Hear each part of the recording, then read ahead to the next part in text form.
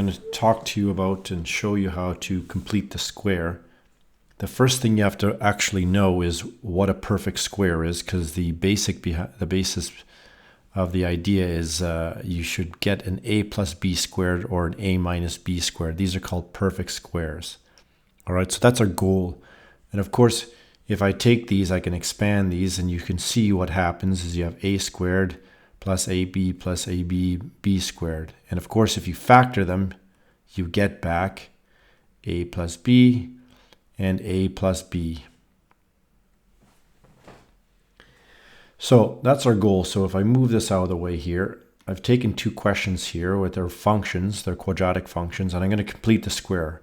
On the left side, we have this one where the a is equal to 1. So the a in front of the x squared is 1. And here, the a is equal to 2. So this is a little bit more annoying.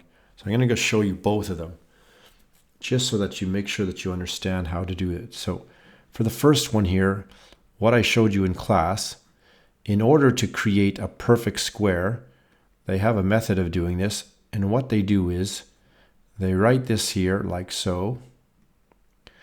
And now what you're going to do is you're going to add this negative 2, which is your b. You're going to take your b, divide it by 2, and then you're going to square it.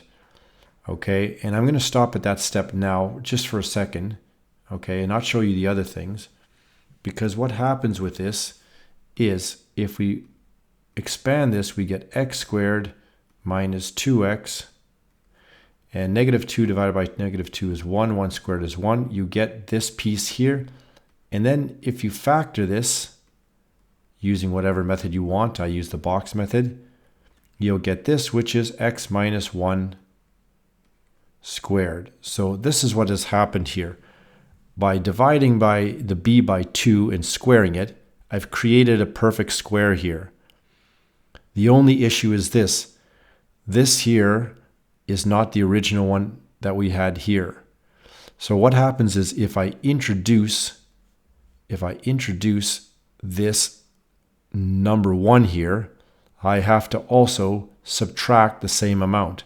And this is why when I complete the square, I rewrite this thing here, b divided by 2 squared, but instead I subtract it because they will eliminate each other and I won't change this quadratic function, because 1 and negative 1 make 0, and then I'll have my x squared, I'll have my negative 2x, and of course at the end I'm going to put plus 3 here. You got to keep your plus 3.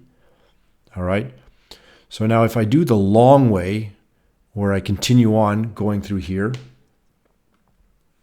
what happens is we know that this is going to be a perfect square, which is this here, okay?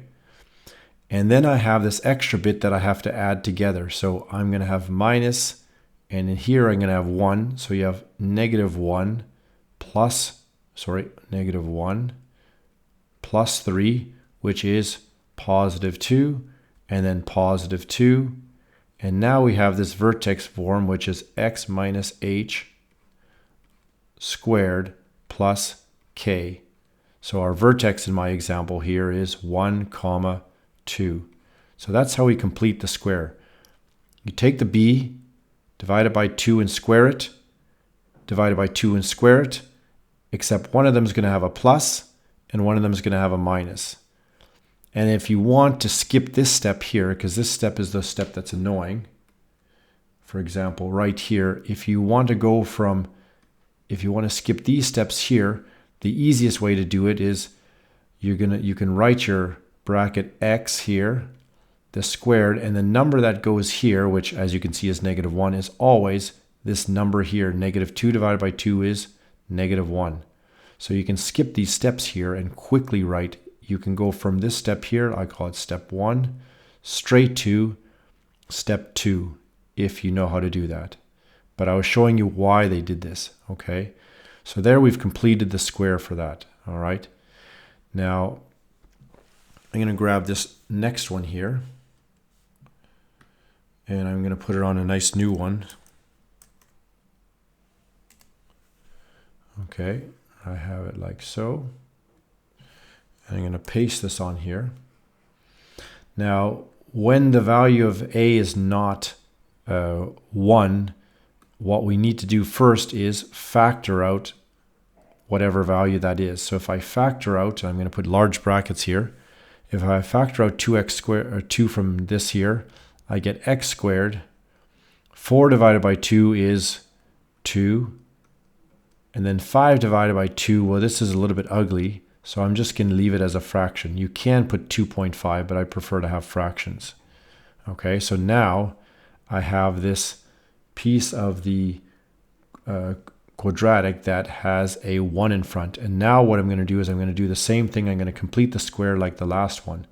So, all right, here 2, and then I'm just going to use big brackets here just so that I can see what I'm doing.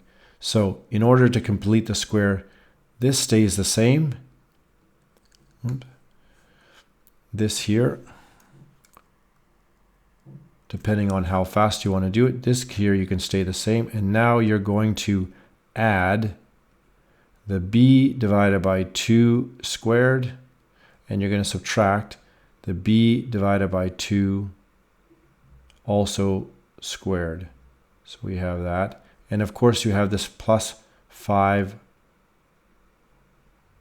over 2. Next, I write again 2.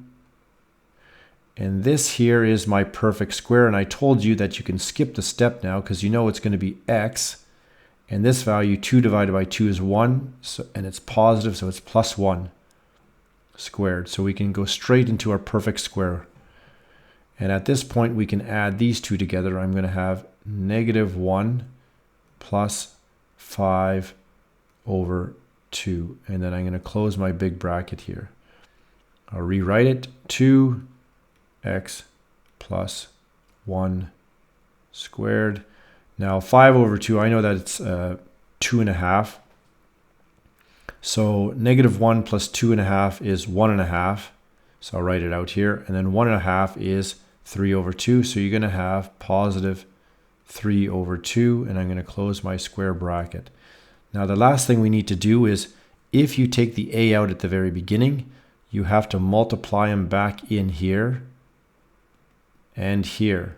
So you have to multiply them both back in. So if you do that, you just get 2x plus 1 squared, and 2 times 3 over 2. If I put the 2 here, they cancel, and I get this nice plus 3. And now this looks like our vertex form, which is ax minus h squared plus k. Now the only difference is that it's normally x minus h. So we know that the vertex, it's very simple. We always take the x value, which is the opposite sign of this one here. So in this case, we have negative 1 and we have positive 3. So there's my vertex. And that's how you do vertex form for two different functions.